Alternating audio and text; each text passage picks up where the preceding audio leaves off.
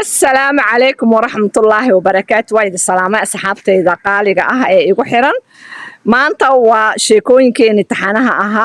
عن إني قبل قاضي ويجي هالشر إن إني سو جد بيه أو أهد صاد أصلا سكرت قيس وناكسن أصحابي ميلا قبتين هدابا مول صوت قالوا إن قصب ويا إن هذه كفي ميل قاعدو إله أمرك ستبع وحن ليه أو ياب له ميلا قبتين بالإيس أو شيء بالوقت كلي عن ليه هاي وحوي كفي يو محل إذا شليمو إله أمرك بالوقت كلمة قبي marka de waa kan hadda kafeeygan qabsani marka meel baan fariisan insha Allah marka fariisto ayaa sheekada inay bilaabi oo alla yiraahdo waaw waxaan imid espresso kafeeygan waa kafeeyada aan ugu jeclahay runtii baarkan kafeeygu bixiyo waa kafeeyada ugu wanaagsan Finland yani ma ogi kafeeygiisa sibuu u macaan yahay kafeeyada kale yani meelaha kale uga duwan yahay هأودي من لعاننا إسبريسو هاوس كافيه سوا النبع عادي معها رمتي أصحابي وكان هذا كافيه جيان كوب وين بسوقاتي مركز ولا صعدة صحافة والله كافيه ملكي محاكا هايستا كافيه جنو إسبريس كافيه النبع عادي معها لها مركزة كويا عين إيرة أصحابي إسبريس كافيه جيسة إسبريسو كافيه جيسة كافيه ذا كلو دون كدوين رمتي هدانا ميل ومول أنا سوقلين وأنا إسبريس كافيه أنا كعبين إلى أن ما بتشوف كرمو ما أنت صرنا ويجت شبان طهي بركة ويا بدي حاليا ملك وحو ما هو البو أما أنت إسبريس كافيه محين وعدته inkastoo yani kafeeyga uu yahay joogto oo wax bilwad uu yahay laakiin hadana espresso yani house kafeegiisa inaba caadi ma uu ka sii xad jira markaas ku soo dhawaada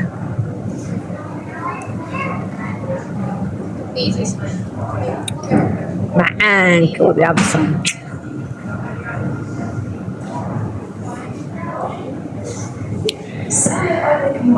haddaba sheekadeenii toos aan u galno aan iniga ballan qaaday wiig kasta inaan hal jeer inii soo gudbiyo maanta way ka yara duwan tahay tii maalin wiigii hore aan inii soo gudbiyo maanta waxaan rabaa inaan ka hadlo noloshayda san oo yani aan u tagay ruushka maadaama ruushka uu odaygayga wax ku baran jiray ruushka intaanan tagin waxaan ahaa gabar yar oo waalidkeeda la nool oo waxaan deganay Masar kadib waxa la gaaray waqtigii oo secondary-ga iskuulada la qalin jibinay marka waxaan ku jiray sanadkii ugu dambeeyay secondary-ga kadibna secondary-ga markaan qalin jibiyay ayaa reerka waxay yiraahdeen waxa weeye dhowr 10 sano ku dhawaanaan deganeen Qaahira marka wuxuu yiri aabo waa inaan hadda aan qurbaha yani qaxooti aan galnaa oo Yurub aan galnaa wadankii waxba kama soo hagaagayo marka caruurta mustaqbal bay u baahan yihiin yani kuwa yar oo aad u yarna way jireen inta roorno markaas iskuulada sare ka wada baxeen dugsiyada sare marka jaamacadii waxba loo baahnaa marka wuxuu yiri de qaxooti ayaan galaynaa markaas awgeeda reerkii waxay u tahriibeen Finland marka aniga ayaa waxaan ku jiray sanadkii ugu dambeeyay oo secondary-ga marka waan diiday waxaan iri ma aadayo inima raacayo marka markay baxeen leemankay ku baxeen ayaa xirmay nasiib xumadayda nasiibna ma aheen nasiib xumana ma aheen waxa weeye calafka ayaa meesha ka qornaa waxa meesha ka qornaa inaan Ibrahim odaygayga aan is aragno inaan isbaranno in ay caruurtan aan dhalnay meesha ay yimaadaan marka saa awgeeda ayaa waxaan aan iri waan diiday reerkii inaan raaco waxaan iri aan qasab weeyaan inaan secondary-ga aan dhameeyo kadibna hooyo iyo aabo waxay yiraahdeen bas waxaa la joogaysaa dad ayaan kugu dhaafaynaa secondary-gaaga dhameyso markaad dhameysatid naga leemana lagu raadinay adna waa naga daba imaan insha Allah dee waxa weeye markii aan dhammeeyey secondarygii oo hooyo iyo reerkii oo dhan ay wada baxeen dee waxay noqotay in leemankii la waayo leeman oo ma aragtay lagu imaanayo wadamadan Yurub waxay noqotay markaa ruushka inaan u tahriibo ruushkii ayaa ilaaha amarkiisa gabar imaadeer aan ahayn oo waxa weeye oo adeerkay dhalay ayaa meesha jaamacad waxay ku baran jirtay dhakhtarnimo marka ardayda kolley dadka daawanaya waa laga yaabaa inay ku jiraan dad oo ruushka wax ku baran jiray marka waxa jiray wax la yiraahdo abshishiitiga waa meelaha guryaha ardayda ay degaan marka gabadha maadaama aan leen suga aan ahaa oo leen aan ku sugayay oo reerka ay wax ii raadinayeen ayaa iyada aan u tagay iyadaasaan la joogay muddo 2 sano wallaahi sidii aan u maleynay waxa la yiri ilaa bilooyin gudahooga waan kugu wadaynaa laakiin 2 sano ayaan ku cabay ruushka aan joogay 2 sano ilaahay wuxuu qadaray inaan Ibraahim oo meesha jaamacad ku baranayay inaan wada kulanno oo ma aragtay meesha isku baranno inkastoo wayni soo sheeka dhaafee saan isku baranay waxay ahayd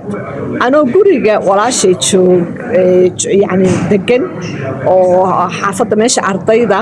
ayaa ardayda iyada waxay ahayd qaybta oo dhakhtarnimada ayay baran jirtay isagana wuxuu ahaa qaybta beeraha 2 jaamacadood oo kala fog ayay ahaayeen laakiin gabadhan inaadeerta wuu yaqaanay marka marmar ayuu u imaan jiray weekendiyada oo kale uu imaan jiray ilaaha amarkiisa wuuna maqlay gabar baa timid oo ay gabadhaas walaalo yihiin oo ka timid wadamada Qaahira bas sidii uu noogu soo booqday in marti meesha ay timid ayuu ogaa kadibna ilaahay amarkiisa meesha walaashayda ay wax ka baran jirtay inama waxa joogay oo wada dhaqaatiira waxaa joogay inamo oo barta injineernimo 2 jaamacadood oo isku dhaganay ahaayeen oo fakultiyaasha laakiin kala duwanaa ardayda ay baranayeen yani sectionada qeybaha la kala barbaranayo laakiin jaamacadda way weyneed marka ardayda dhana meesha deganay laakiin Ibraahim meeshuu deganaa qaybtiisa beeraha yani way ka fogeed meeshan oo walaashay ay degan tahay marka maalintu noo yimid ilaahay amarkiisa weerar wuu jiray oo waxa way gabar yar oo iska qurux badan oo ma sha Allah oo marka 20 ah ayaan ahaa oo ma sha Allah fresh ah hada waa la duqoobay marka waxa weeye de weerar jiray marka inamadaas oo dhan de mid walba dhinaciisu ka dadaalayay oo mid walba waxa weeye arjigu soo qorto mid walba wuxuu rabay inuu ma aragtay nolol ila sameesto laakiin weeyaan mulkii ka heshay ninkan oo iska socda ayaa guriga soo galay ilaahay amarkiisa maalintaas iskuul bay ku maqneed walaashay qaybta jaamacadda anaa ka furay markaas wuxuu i weydiiyey walaalo ma joogtaa deeqa la oran jiray gabadha in adeertay hadda kulley ingiriiska degantahay hadday ila socoto oo ay daawacdo YouTube-kayga meeshan aan ka salaamayaa waqti dheer isku keen dambeysay qof walba nolol buu sameystay ilmuu dhalay marka meeshan baan ka salaamayaa walaasheeda u sabab ahayd in maanta aan Ibraahim nolol wada sameysano marka wuxuu gurigeedan isku baranay markuu soo gargaraacay guriga ayuu wuxuu igu yeeray waxaan doonayaa deeqa ma joogtaa markaas waxaan ku eermay deeqa ma joogto markaas soo dhawaan ku iroon soo dhaweeyay inankii qacda ugu horeysay aan arkayba min degan oo ma sha Allah oo ma aragta aan fududeen oo aan afka kula soo galeen oo dhacdhac badan aan lahayn markiiba ishaan galiyay runtii waxa weeye inankii xoogahan yara sheekaysanay kadibna uu iska baxay markuu baxay ayaa maxaa la yiraahdaa ilaa meesha weerar jira inamada way isbooda bedelayaan guriga oo qaar baa baxay qaar baa soo galay de gabar baa lagu arkay meesha qurux badan oo fadhida oo ma aragtay maalin walba gurigii leen raadinayso marka qof walba de wuxuu raadinayaa chance oo ma aragtay maxaa la yiraahdaa uu yani nolol ila sameysto oo ma aragtay ugu shukaansado kadibna runtii inamada kale wuxuu uga duwanaa Ibraahim wuxuu ahaa nin aanan igu soo degdegin nin aanan muddo anoo joogo runtii 6 bil ayuu ma aragtay ii soo bandhigtay jaceylkiisa intaasna waxa weeye waan wada sheekaysanay waa wada wiil iyo gabar oo walaalo ah oo kale ayaan u wada dhaqmaynay laakiin ragga dhalinyarada kale markiibaba waxa weeye fudeed iyo shukaansi iyo abay waan ka helay iyo abay gabar isku dhacaysaa tahay iyo abay waxaan rabaa ma aragtay inaan nolol kula samaysta iyo boobsis anoo joogo one day mid dhakhtar ah oo ka sareeyay walaashayda waxa weeye oo isku meel ay deganaayeen waxa weeye fudeedka inay sheegayaan nin hadduu fudud yahay gabdhow ka orda runtii waxa weeye afku ila soo galay waan yaabay waxaan iray one day xataa ma joogtide waa maxay ninkan oo fudud oo kula soo galay afka marka waxaan ka wadaa Ibrahim wuxuu ahaa nin aad iyo aad u dhowrsoon oo afgaaban marka waxa weeye ilaahay aqli buu nasiiyay qofka markaas waxa weeye inuu qalbiga yani caatifad ee ku qaado ma ahan in ma aragtay aad tiraahdo maanta wallahi ninkan waxa weeye waa nin qurux badan waa nin isku dhacayo waa nin ma aragtay sidan waa nin balabala ah ana waxaasba uma fiirinayn qofka waxaan u fiirinay shakhsiyadiisa ninka suu degan yahay suu ku xaq dhoorayo suu u macaan yahay suu ma aragtay kugu jajaban yahay suu adiga kaaga dambeeyo kuwan kale waxay wada ahaayeen way jireen inama wada akhyaara oo degan oo qabiil kastaba iskugu jiro meesha arday badanaa baran jirtay wax laakiin isaga wuxuu uga duwanaa wuxuu ahaa inaan ilaa xad soo jiitay runtii ilaa xad marka qofka waxaan ka wadaa gabdhahan oo mar walba hor dhigaya nolosha caatifada yani waan ka helay ninkan waan jeclaa yani waxa weeye waxaan ku jeclaaday yani wax yaroo mucayan ah yani hadday noqoto ka shakligiisa ayaan ka helay murqihiisa ayaan ka helay maxaa la yiraahdaa six pack buu leeyahay lacag buu leeyahay horena waa inuu sheegay waxa weeye dhibaatooyin badan ayaad kala kulmaysaa ninka haddaad intaas maskaxdiina ay la eg tahay oo aad ku qiimaysiin ninka waxa lagu qiimeeya way mustaqbal baad ka raadinaysaa meel fog ayaa laga eegaa ma aragtay nolosha lagama eego aragtidaada ma ahan inay ku koobnaato meel dhow gabdhaha Soomaaliyeed aan la hadlayaa marka Ibrahim isagoo 6 bil aan wada yani guriga imaanayo walaashay ayuu ii soo bandhigtay uu igu yiri walaale waxaan rabaa inaan kula sheekaysto waxaan rabaa inaad ibaroobay sidii igu yiri wallahi waa xasuusta inaad aniga aan noqon karo qof noloshaada qaadi karo qof mustaqbal kula samaysan karo waa u jeedaa yiri in weerarku badan yahay waa u jeedaa yiri in meesha ma aragtay la isku ka dagaalayo laakiin adaa choice iska leh waxa weeye adaanku yani go'aanka leh ugu dambeyn marka walaalay ani kulay waan ka helay waxa weeye ibaroobe sida ragga kale oo u soo dhiibteen arjigooga anna waan ka mid ahay nin ragaan ahay wallahi runtii kulay markuu hadalka yiri isna chance baan siiyay Soomaalidu waxay ku maahdaan qofka dumarka ah kuna way koobisaa halna way kala baxdaa kulligooda ishaan wada galiyay waan wada eegay mid kastaba waxa weeye waan la sheekaystay mid kastaba waxaan eegay meesha aqligiisa uu taagan yahay aragtidiisa ay taagan tahay ragnimadiisa ma aragtay suu fikiraya qawaam hadduu hadhow nolol aad la samaysatid siduu u noqon karaa qawaam suu ku adiga noloshaada u dabari karaa suu ilmahaaga aabba ugu noqon karaa ishaan wada galiyay runtii waxa weeye Ibrahim aan kala baxay markaan kala baxay Ibrahim oo nolosheenii aan saas ku wadanay oo 1 sano iyo bad 2 sano joogay markuu ii soo bandhigtay arjiga uu yiri walaal waan ku rabaa mulkiyay inaan ma aragtay nolol kula samaysto inaan ku bartaan isbarano adna aad chance isiisid marka wadanka waxaan joogayba almost 6 bil ruushka intaan isla soconayna ilaa intaan ka tahriibayo aan fiilan soo galayayna waxay ahayd sanad iyo bar yani isku dar waxay ahayd 2 sano iyo bil ay ahayd 2 sano iyo bisha ma sha Allah nolol wanaagsan si fiican isku sii baranay si wanaagsan isku sii dhaxgalnay dabeecadihiisa sii bartay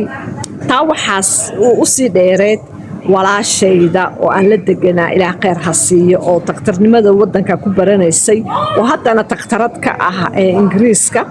oo in adeertayda aan jeclahay oo laxmi ah ayaan u bandhigtay arrinta waxaan ku eray in adeer waxa weeye inankan iyo inamadan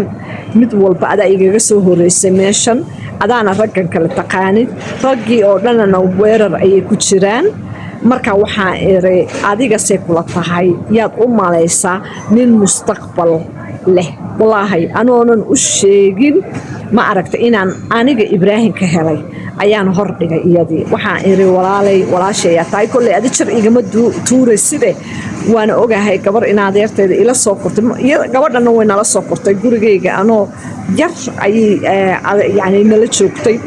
aaba ma aragta soo dhoofiyay aabahayga ayaa ma aragtay ruushku soo diray waxbarasho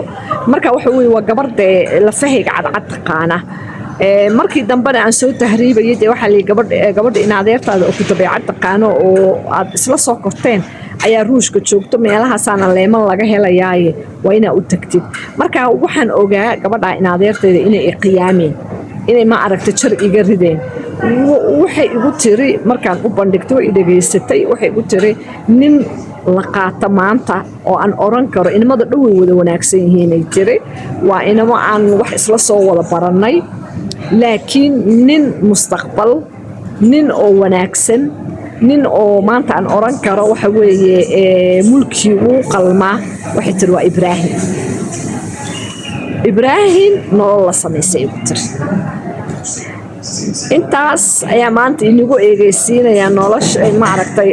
arintii yani sheekadii oo noloshayda ahayd laakiin taxaanay sii noqonaysaa insha Allah waa inii sii wadaya hadduu alla yiraahdo marka sida iyo nabadgelyo iyo kulanti dambe oo xiiso leh ku dadaala subscribe-ka like-ta iyo share-ta haddaad ka hesheen sheekooyinkayga saan iniigu soo badiyo sheekada kale way ka sii macaan tahay noloshayda ilaa hadda meesha aan soo gaaray heerkan ku soo gaaray oo dhan ayaa iniigaga sheekayn doonaa insha Allah sidaa iyo nabadgelyo wassalaamu calaykum waraxmatullaahi wabarakaatu